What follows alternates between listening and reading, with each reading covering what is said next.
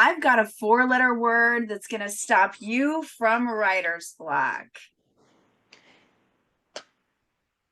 What is Does it? it start with F? It Or might. does it start with S? SF. You'll find out at the end of this episode, because today we're going to talk about how to power through writer's block with 3 key tips. I'm Morgan. Awesome. This is Molly. And I'm Teresa.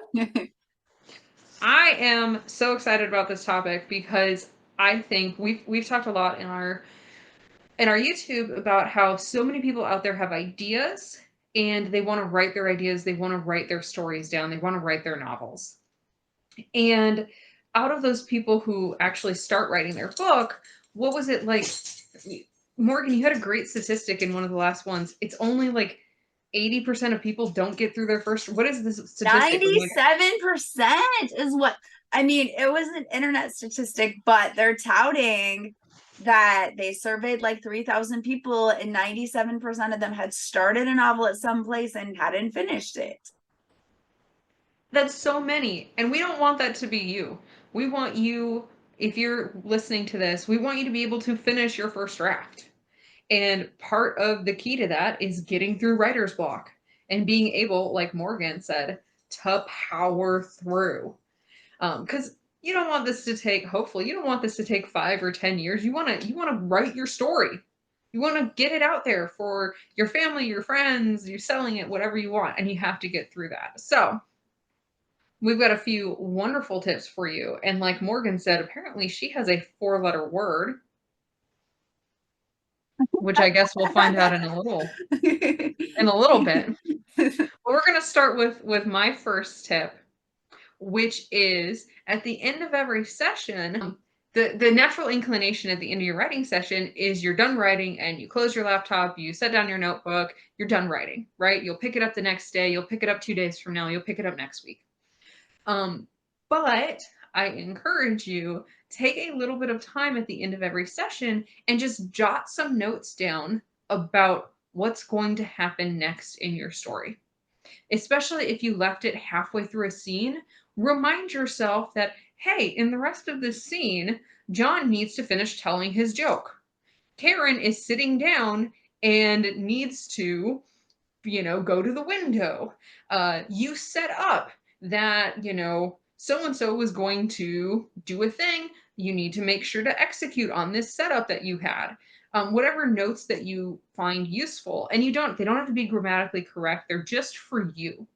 They're just little bullet points. Jot down things that you need to remember that will help you. So when you pick up your book in a day, in 2 days, in a week, in a month, who knows what life throws at you, you can sit there and read your short notes and you don't have to spend 15, 20, 30 minutes rereading the last thing you wrote, right? Really saves time when you only have an hour to write a day. You don't want to spend half of that rewriting or rereading what you just wrote the last time. So it really helps you maximize your time. The other thing that this prevents is that if you are somebody like me who I enjoy the editing phase, that's really where I do most of my writing, is actually editing. It prevents me from going back and starting the editing process too early.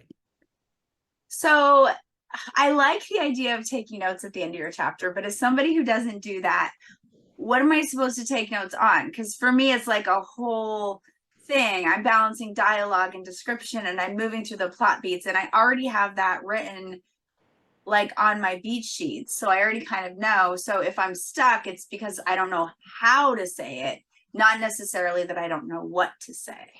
Yeah, that's an excellent point. So I think for clarity, while this technique can help you with writer's block, it is also really good just to help you maximize your time and help you power through that first draft. So for one example here is, you might have to end your writing session suddenly and you don't get to the end of the scene, you don't get to the end of the chapter. So you might write something like, oh, character is about to walk into room and room needs to be sparkly, clean, and able to accommodate 5 people. Boom. right? Like a note about that, or a note about, hey, in my last section, I did foreshadowing that so and so is going to get sick. I need to not forget to do that, especially if you're someone who outlines less. You maybe don't have a beat sheet, or you maybe have a very brief outline. This can be helpful because you might organically discover something in your writing that you don't want to forget that you set up and then you need to execute on later, right? You might add So a it brilliant saves us piece. time. It gets us to just write quicker when we sit down, and that helps us power through the draft, because the point here, we might even have full scenes that we're like, come back and write this scene with the two girls fighting in the room. And that's Yep. okay. So what we're saying is that can be part of a list. It can say, I'm not in the mood to write this fight scene right now. I'm not in the headspace for it. So I'm just going to put it, and I'm going to keep going to the next scene and come back and, oh, excuse me. Yeah.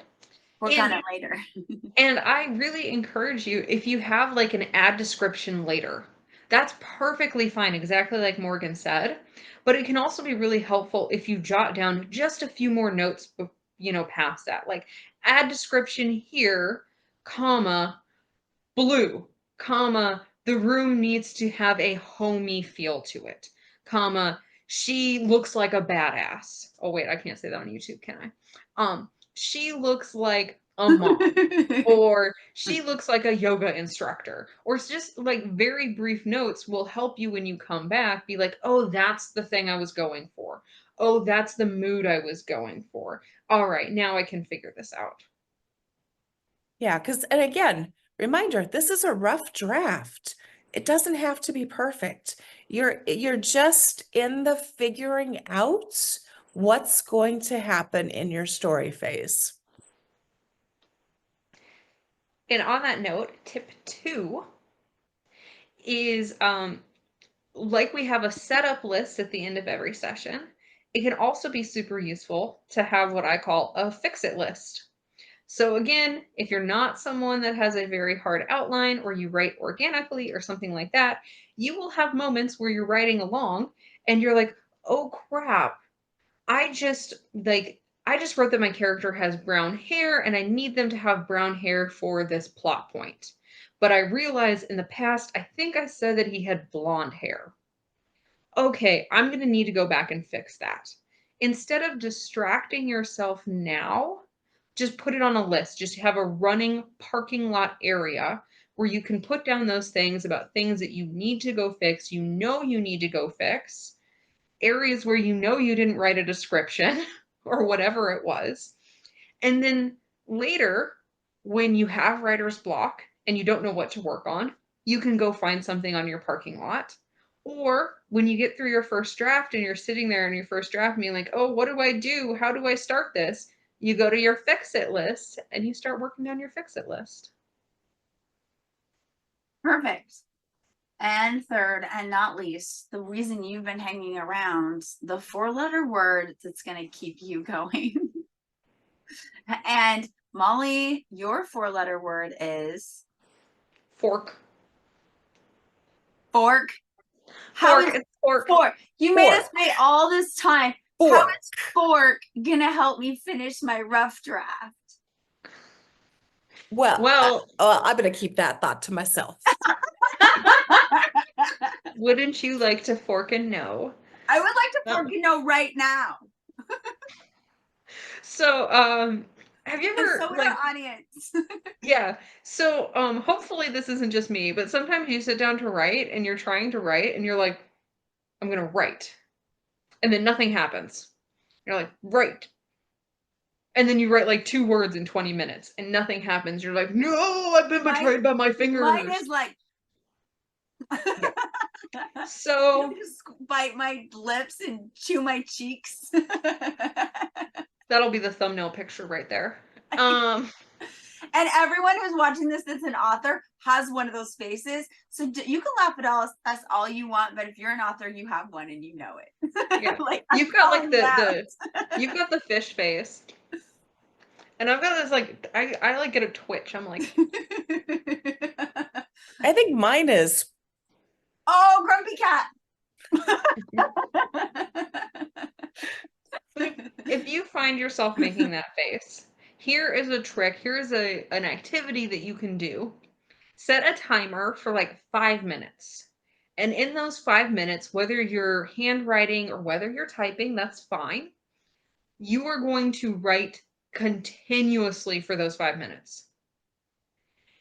And anytime you pause and you're not, writing the story or whatever, you're not finishing your thought, you're going to instead just write down your 4-letter word.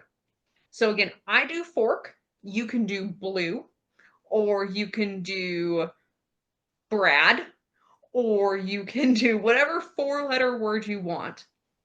But anytime you pause, you just write down your word until the rest of the words come to you. So it might And sound something like this, right? Please. Okay. The man with a face like an opossum was the nicest man I know. Forkety fork. And when he walked down The fork in the lane. Yeah. but when he walked down the street, his shoes fork into the building like that, and you just keep going. You just keep going, knowing that obviously this won't make it into your final draft. But no forking in the final draft. I mean, you do you. You might have forking in your final draft. Teresa has forking in her. Teresa has forking in her draft.